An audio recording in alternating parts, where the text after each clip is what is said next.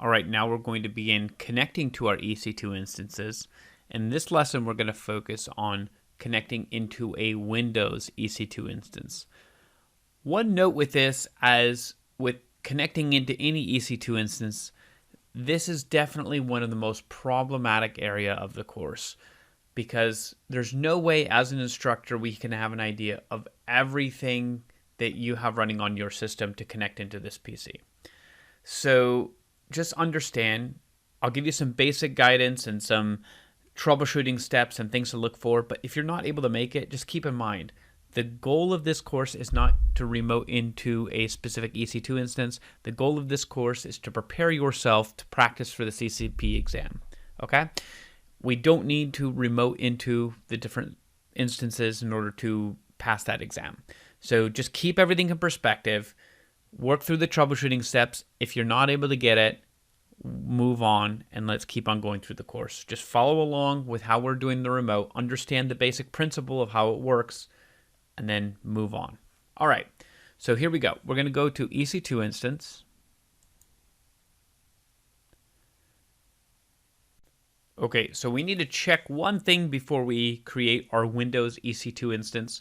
So one thing about the Windows EC2 instance is by default, it takes up more storage. It really maxes out what we can have on there because it's going to require 30 gigs, which is the limit for what we can have.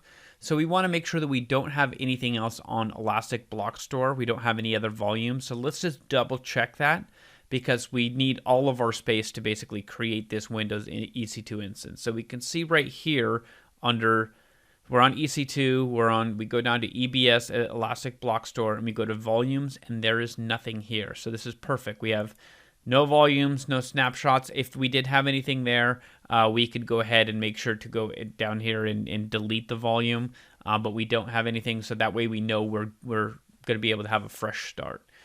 So now we go into instances. We're going to go to Launch Instance. So for the AMI that we're going to select for this, we're going to select a Windows option. We have this Server 22 base. We'll make sure that it is free tier eligible. Okay, we're going down here. We want to have T2 micro. We want to make sure that that is also listed as free tier eligible. The key pair, we have to make sure that we select our key pair, which is the My Key. Okay, that will allow us to log in. We go down to security group. We do not want to create an existing security group. We want to select, we don't want to create a new one. We want to select an existing security group. So when we go down here, we have the one that we created for our class. We take a quick look at the rules, and the rules that we really need for this one is we see RDP, TCP 3389. So this right here is going to allow us to RDP connect to our Windows instance. So let's go from there. Select security groups. Okay, keep in mind this is the storage we have. It is pretty much maxing out what we are allowed to have. So you can see this allows us to have 30 gig storage. This is 30 gigs of EBS storage. Okay, that should be everything that we need for this. So we're going to go ahead and launch the instance. Okay, now that's just going to take one moment here. We're going to view our instance. We're going to wait for it to go, and this will take a little bit longer with a Windows instance rather than a Linux instance. It takes just a little bit longer on Windows. So we're going to go ahead and click on this and give it just a few minutes. We could take a look at a few of the settings. We can see where the VPC and stuff like that are listed. We go on to security. We can verify that our security group, again, this is something that will definitely get some people stuck, is that if this rule is not in place, we won't be able to RDP into our server. So just make sure that we have that enabled. So it looks right here like this is running. If you don't see that, you can go ahead and hit this to refresh and see what it's doing. Now we're going to go here and hit connect. Okay, so we have two options here. We actually have three. We're only going to be using two in this course. So we have Session Manager. We're going to come back to this. We're going to start with the RDP client. Okay, so we want to connect using the RDP client. We need to download the remote desktop file, and we're going to start with this. So let's go ahead and select download remote desktop file. Okay, so it's going to open up a prompt. It's going to ask us to save this. We're going to go ahead and hit save. Great. Now this is going to be how we're going to connect to our machine.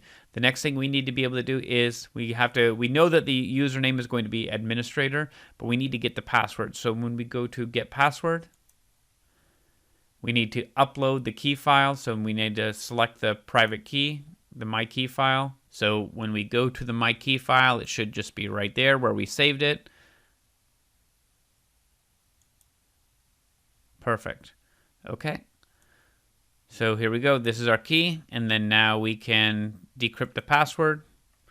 And then now we have this right here. So this is going to be our password to log in. We're going to go ahead and copy that. Now we can go down here or go into the folder where we have our RDP file that's saved. Let's go ahead and open that up. Okay, so we are going to this folder. We're going to go ahead and open this right here. This is that remote desktop file. Let's go ahead and click on that. We're going to go ahead and allow it. It's going to probably ask us a few times, are we sure we want to allow? So we'll go ahead and connect. And then now we are logging in. The username is administrator. We need to make sure that we paste that is the code that we copied from right here. So we're going to paste that in there. And then we're going to ask one more time.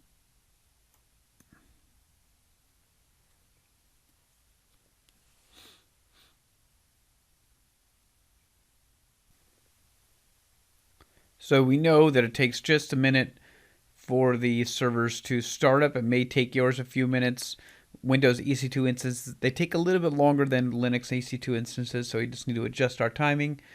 Now we can see things up here like the host name, the public, private. We can see the instance size. This basically lets us know that we are able to connect in. If we wanted to, we could now, if we felt like it, start some things or start an application on our server. We're not going to do that today. I just wanted to really show folks how to connect in, and that is how to do it. So we are now connected into our instance. Now we're going to go ahead and close this here. Then we'll hit OK. Okay, now once back in our management console, we're going to go ahead and take a look at this tab over here, the session manager.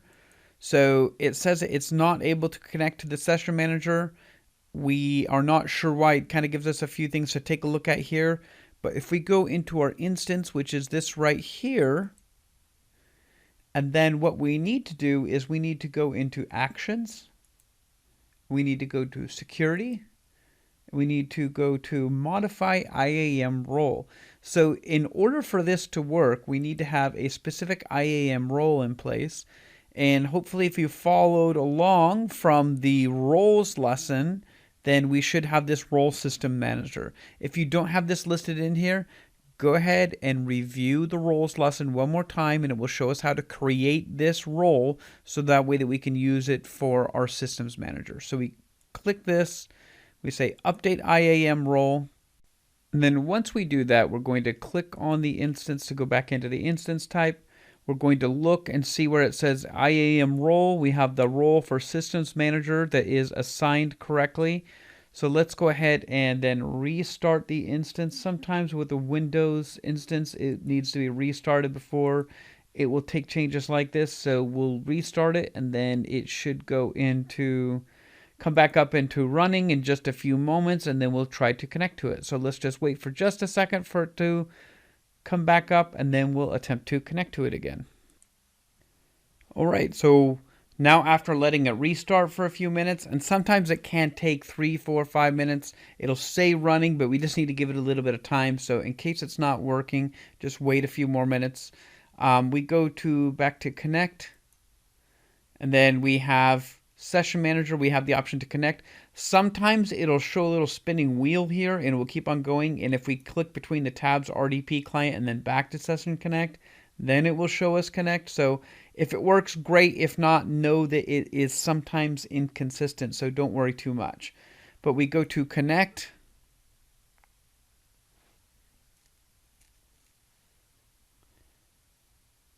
Great, and then now we are logged in here. We can go something like, if I'm clicked in here, I go to like something like host name, and then it will go ahead and match us with the correct host name here. So yeah, that is just about it. So we can connect and launch things via the command line or RDP into the server, into our Windows instance, and now we should feel pretty comfortable with connecting in there. So to follow best practice, the last thing we need to do here is to get rid of this Windows instance. So we are not going to be using this anymore in the course. I went ahead and just clicked on the instance.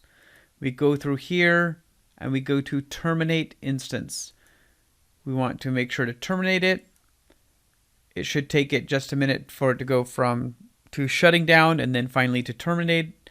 Finally, one more thing we want to make sure, just because of the size of the volume here, this volume in the EBS should get removed automatically. So if we look here, we can see that we have this 30 gig volume, and then we refresh.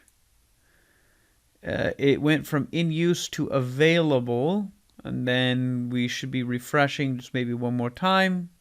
There we go. No more volumes in this region. Perfect. So now that we know we're not going to go up against that free tier, that should do it. All right, this completes the connecting to your Windows EC2 instance demonstration, where we connected from a Windows machine to a Windows EC2 instance. Now we're going to be moving on to SSH from a Windows computer demonstration, where we're going to be going from a Windows machine to a Linux EC2 instance.